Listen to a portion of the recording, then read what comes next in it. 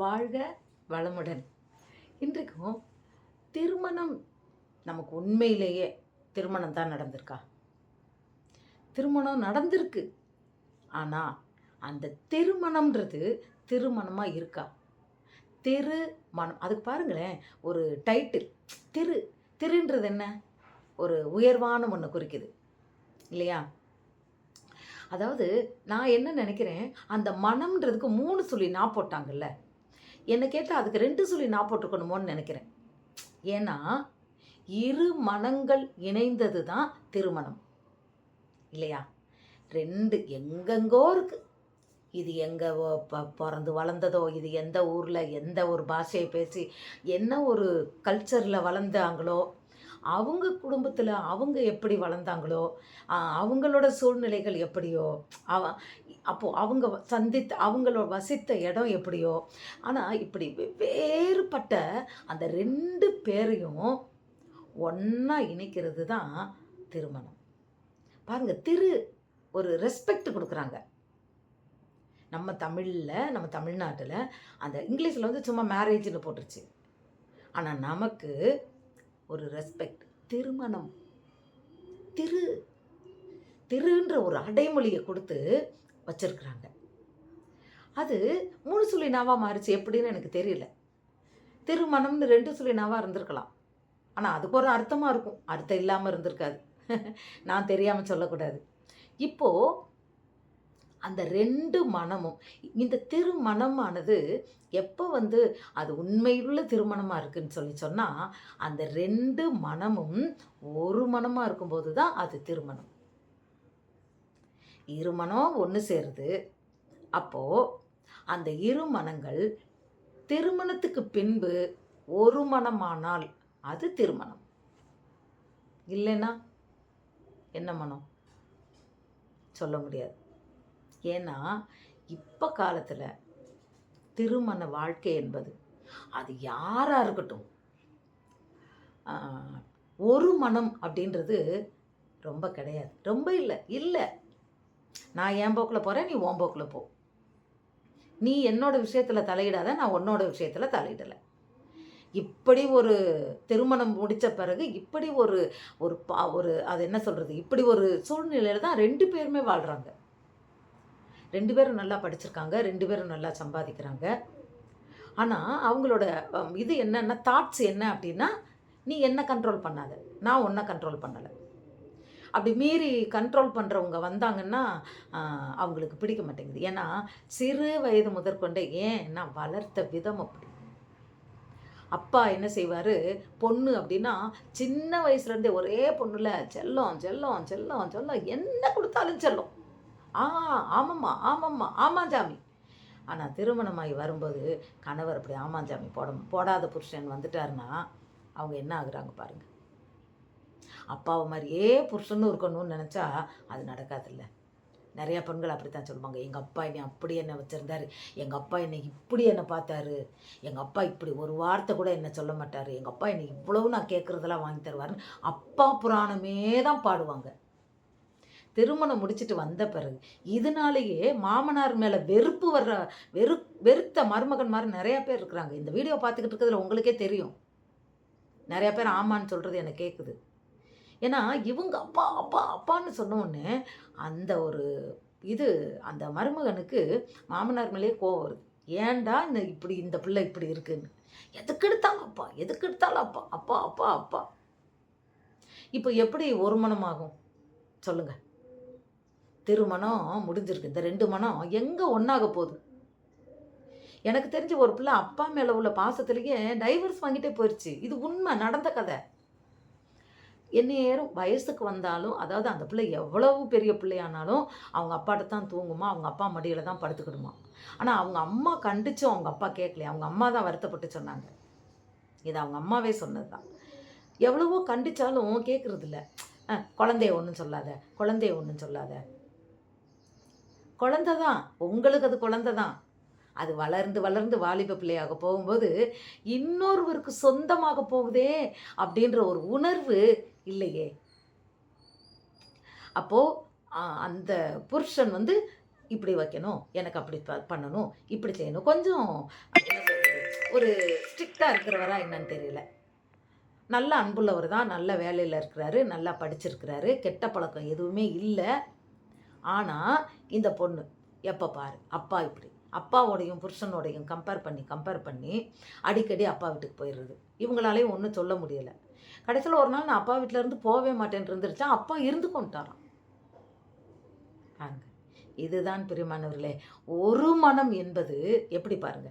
இப்போ எங்கெங்கேயோ தான் வளர்றோம், ஆனால் அந்த மனது ஒன்றாக இருக்கும்படியாய் ஒரே மனசு. ஒரு மனசுன்னா என்ன, 2 பேர் ஒன்னே நினைக்கணும். அது எவ்வளவு கஷ்டம். ஏன்னா சூழ்நிலைகள் வேற, கேரக்டர்ஸ் வேற. உண்மையில கடவுளே வந்து அப்படித்தான் எனப்பாராம். நீங்கள் பார்த்தீங்கன்னா உடம்புலையே பாருங்களேன், தோற்றத்திலே பார்த்தீங்கன்னா பொண்ணு அழகாக இருப்பா, சக்கச்சவேர்னு இருப்பா. பையனை பார்த்தா கருப்பாக ஒரு மாதிரி இருப்பார். பையன் ரொம்ப கலராக அழகாக இருந்தாலும் பொண்ணு ஒரு மாதிரி இருக்கும். அதாவது அதுலேயே வித்தியாசம்தான், ரெண்டும் தனித்தனி தான். கேரக்டரில் பார்த்தீங்கன்னா பொண்ணு சல சல சல சல சல சலன்னு வாயை திறந்தா மூட மாட்டான். ஆனால் பையன் வாயை திறக்கிறதுக்கு காசு கேட்பான். பொண்ணு வெளியே ஊர் சுற்றணும், எங்கேனாலும் வெளியே போகணும், நல்லா என்ஜாய் பண்ணணும், எங்கேனாலும் வெளியே கிளம்பணும், சந்தோஷமாக இருக்கணும் அப்படின்னு நினப்பா. ஆனால் பையன் வீட்டை விட்டு வேலையை விட்டு அப்படியே அதுதான் எனக்குன்னு இருப்பான். சிலது வீட்டுக்குள்ளே மனைவி வந்து என்னோட புருஷன் எப்பயும் என் கூட சந்தோஷமாக இருக்கணும், வீட்டிலே இருக்கணும்னு நினப்பா. ஆனால் அந்த பையன் ஃப்ரெண்டுன்னு கல்யாணம் முடித்தாலும் சுற்றிட்டு அலைவான், மனைவியை பற்றின கவலையே படமாட்டான். இப்படி 2 மனசுமே எங்கெங்கோ இருந்ததுன்னா அது திருமணமா? திருமணமா? திருன்னு பேர் வச்சதே வீணா போகுது இல்லையா? அப்போது அவங்க இருவருக்கும் ஒரே மனது. அதுக்கு கொஞ்ச நாள் ஆகும், உடனேலாம் ஆகாது. காக்கா உட்காந்தோடனே ஒரு கிளை வந்து ஆடத்தான் செய்யும். அது போய் பறந்து உட்காந்தோடனே அந்த கிளை அப்படியே ஒடிஞ்சு விழுகிற மாதிரி தான் ஆடும். ஆனாலும் அந்த காக்கா அதை விட்டு பறந்து போகாது, ஸ்டெடியாக நிற்கும்.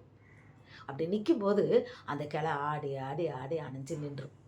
அதுபோல் தான் பிரியமானவர்களே, இந்த திருமண வாழ்க்கையில் முதல்ல ஒரு 4 வருஷமோ 3 வருஷமோ 1 வருஷமோ 5 வருஷமோ கிட்டத்தட்ட ஆட்டமாக தான் இருக்கும். நீ என்ன, நான் என்ன, இப்படி என்ன, அப்படி என்னன்னு பிரச்சனையும் போராட்டமாக தான் இருக்கும். ஏன்னா 2 ஒன்று சேரலையே, 2 மனசு தனித்தனியாக இருக்குது, 2 தனித்தனியாக இருக்குது, ஒன்று சேரல. இப்போது ரயில்வே மாதிரி நம்ம இருக்கணும். ரயில்வேல 2ம் ஒரே மனசு தான், 2 பாதை இருக்குது, 2 தண்டவாளம் இல்லையா? அங்கிட்டு ஒரு ரயில் இது இங்கிட்டு, ஆனால் 2 போகிறது ஒரே ஊர் தானே. அப்படி தான் இன்றைக்கி போய்கிட்டு இருக்கு. ஒரே மாதிரி இல்லை, அப்பப்போ அது இணையும், அப்பப்போ பிரியும் இல்லையா? அதுபோல தான் வாழ்க்கை என்ன பண்ணுது, வாழ்க்கை வாழணுமேன்னு சொல்கிறதுக்காக ஓடிக்கிட்டு இருக்கு. இதில் மாட்டேன் அப்படின்னு சொல்கிறது, இந்த காக்கா அந்த இதில் உட்காந்த மாதிரி கொஞ்ச நேரம் ஆடுறதை தாங்க மாட்டேன்றது, ஒரு குழந்தை பிறந்தோடனே இல்லை கொஞ்ச நாள் ஆனோடனே எனக்கு பிடிக்கலைன்னு சொல்லிடுது. கணவனோ மனைவியோ இந்த ஒரு மனது அவர்களுக்குள்ளே உண்டானதுன்னா அதுக்கு என்ன வேணும்னா அன்பும் விட்டு கொடுக்கறது வேணும். இந்த 2ம் தான் அந்த ஒரு மனத்துக்கு முக்கியம். அன்பு சகலத்தையும் தாங்கும், நம்பும், சகிக்கும், அன்புக்கு பொறாமை இல்லை, அன்பு இருமாப்படையாது, அன்பு சினமடையாது, அன்பு தீங்கு செய்யாது, அன்பு தன்னை புகழாது. அப்போது இந்த அன்பும் இந்த அன்பு இருந்தால் விட்டு கொடுக்குற தன்மை, மன்னிக்கிறது எல்லாமே இருக்கும், பொறுமை இருக்கும். அப்படி இருக்கும்போது தான் ஒரு மனமாகும். அப்போது உங்கள் 2 பேர்த்துக்கும், திருமணமான ஒரு கணவனுக்கும் ஒரு மனைவிக்கும் ஒரு புடவை எடுக்க போனால் கூட ஒரு கலரில் கூட 2 பேருக்கு வித்தியாசம் இருக்கும். நீங்கள் கணவன் மனைவிக்கு லெட்டர் எழுதி கேட்பாங்க தனித்தனியாக, உங்களுக்கு பிடிச்ச கலரை சொல்லுங்கள், உங்களுக்கு பிடிச்ச இதை சொல்லுங்கன்னு சொல்லும்போது எல்லாமே சாப்பாடு வித்தியாசம்தான். எங்கள் வீட்லேயும் அப்படி தான். எனக்கும் அவருக்கும் இந்த பொருத்தம்னு நீங்கள் பார்த்தீங்கன்னா அதில் ஒன்று கூட இருக்காது. அதாவது பிடித்ததை பற்றி, சமையலாக இருக்கட்டும், கலராக இருக்கட்டும், விஷயமாக இருக்கட்டும், எதுவாக இருந்தாலுமே நான் ஒன்று சொன்னேன், எனக்கு ஒன்று பிடிச்சா அவருக்கு ஒன்று பிடிக்கும். எனக்கு பிடிச்சதெல்லாம் அவருக்கு பிடிக்கவே பிடிக்காது, சுத்தமாக பிடிக்காது. கடவுள் அப்படித்தான் இணைச்சி வச்சிருக்கிறார். அநேகருக்கு இப்படித்தான். ஆனால் என்ன பண்ணுறது, அதுதான் சரி, இதுதான் நமக்கு அப்படின்றத தெரிந்து கொண்டு அந்த ஒரு மனமாக ஒருத்தர் சொல்லலையா, சரி இதை நம்ம பண்ணுவோம். அதுதான் ஒரு ஒரு பையன் என்ன பண்ணான்னா, மனைவியோட ரொம்ப சண்டை போட்டுக்கிட்டே இருந்துட்டு, அவருக்கு ரொம்ப வெக்ஸ் ஆயிட்டாராம். அப்போ என்ன பண்ணாராம், ஒரு பெரிய ஆள்ட்ட போய் யோசனை கேட்டாராம். அப்போ அவரு யோசனை சொன்னாராம். உடனே யோசனை சொன்ன உடனே கொஞ்ச நாள் அந்த யோசனையின்படி இவர் நடந்தாராம். அப்போ கொஞ்ச நாள் பார்த்தா ரொம்ப ஹாப்பியா இருந்தாராம். மறுபடியும் கவலை வந்துருச்சாம் குடும்ப வாழ்க்கையில. மறுபடியும் அவர்ட்ட போனாராம். அவர்ட்ட சொன்னாராம், "இல்ல என்னால ஒரு நாள் கூட என்னால நிம்மதியா வாழ முடியல. மறுபடியும் அப்படித்தான் இருக்குன்னோனே." அவர் சொன்னாராம், இன்னொன்னு சொன்னாராம். உடனே அவர் வந்தாராம். வந்துட்டு என்ன பண்ணாராம், அ அமைதியா நடந்துகிட்டு இருக்கு. சந்தோஷமா இருக்கிறாரு. அப்போ இன்னொருத்தன்ட்ட போய் இவர் சொல்லியிருக்கிறார். இன்னொரு கணவன் மனைவி சண்டை போட்டிருக்காங்க. அதாவது பிரச்சனையில இருந்திருக்காங்க. அப்போ உடனே இவர் சொன்னாராம், "நான் இப்படி தாண்டா இருந்தேன். ஆனால் ஒரு யோசனை கேட்டேன். எல்லாம் சரியாயிருச்சுடா. அது மாதிரி அந்த யோசனையின்படி நீயும் செய்றியா?" அப்படின்னாராம். "ஏய் சொல்லுடா சொல்லுடா, நானும் சந்தோஷமா தாண்டா இருக்கணும். எப்போ பாரு வீட்டில் சண்டை தாண்டா. ச்சே, ஏன்டா கல்யாணம் முடிச்சு வந்துருக்குடா." அப்படின்னோடனே அவர் என்ன சொன்னாராம், வாட்டி போத்துல, "ஏய் நீ ஆம்பளையா இருக்கணும். அடக்கி வைக்கணும். எல்லாத்துக்கும் நீ அவளை மிரட்டி வச்சிருக்கணும். நீ சொன்னதை தான் செய்யணும்னு அவளை பயமுறுத்தி வச்சிருக்கணும்." அப்படின்னு சொல்லி கொடுத்தாராம் வாட்டி. இவரும் அதே மாதிரி மிரட்டி அரட்டி உருட்டி வச்சுருந்தாராம். அது கொஞ்சம் பயந்து பயந்து இருந்ததாம். கொஞ்ச நாள் ஆனவொடனே அதையும் அந்த பயத்துக்கெல்லாம் மிஞ்சி அது மறுபடியும் அதே குணம் காட்டுச்சான். அப்புறம் திருப்பி நான் போய் கேட்டேன்டா. அப்போ அவர் சொன்னார், "ஏய் உனக்கு அடக்க முடியலைல்ல, நீ அடங்கிப்போ." அப்படின்னு சொல்லிட்டேன்னு இப்போ நான் எதுவுமே பேசுறது இல்லடா. அவள் என்ன சொன்னாலும் அதை நான் கேட்டுட்டு போயிடுறேன்டா அப்படின்னு சொல்லி இன்றைக்கி நாங்கள் சந்தோஷமாக தான்டா இருக்கோம். அது மாதிரி நீ இருந்துட்டு போடான்னாங்களாம். ஒன்று நீ அடக்கு, இல்லை அடங்கு அப்படின்னு அவர் சொன்னாருன்னு சொல்கிறார். அப்போ பாருங்க, எப்போ இவங்க ஒருத்தருக்கு ஒருத்தர் இப்போ இந்த 2வது காரியத்தை தான் பார்க்கணும், காரியத்தை பார்க்கக்கூடாது. யோசனை வேண்டாம். ஏன்னா அது ஒருத்தர் அவரை அடக்கி வைக்கிறாங்க. அப்போ அவங்க சந்தோஷமாக இருக்க மாட்டாங்கல்ல. இப்போ என்னன்னா ஒருவருக்கொருவர் சரி அவள் கேரக்டர் அதானா விட்டுட்டு போவோம் அப்படியே என்று அவங்க விட்ட உடனே அங்கே ஒரு சந்தோஷம் இருக்குது, ஒரு சமாதானம். அவள் சொல்கிறாரு, இப்போ நான் பரவாயில்லடா, நான் தான் முதல்ல அவளை புரிஞ்சுக்கிடாமல் நடந்திருக்கேன். எப்படி சொல்கிறாரு பார்த்தீங்களா? சொல்கிறாரு, "ஏய் நான் தான்டா முதல்ல அவளை புரிஞ்சுக்கிடாமல் நிறைய விஷயங்கள்லாம் நடத்திட்டேன்டா. அதனால இப்போ பார்க்க போனால் நான் அடங்கி போனேன்னுலாம் சொல்ல முடியாது. நாங்கள் இப்போ ஒத்துமையாக இருக்கோம்." அப்படின்னாராம். இதுதான் ஒரு மனம். இந்த ஒரு மனம் உங்கள் எல்லாருக்கும் வரும்படியாய் நான் வாழ்த்துகிறேன். God bless you.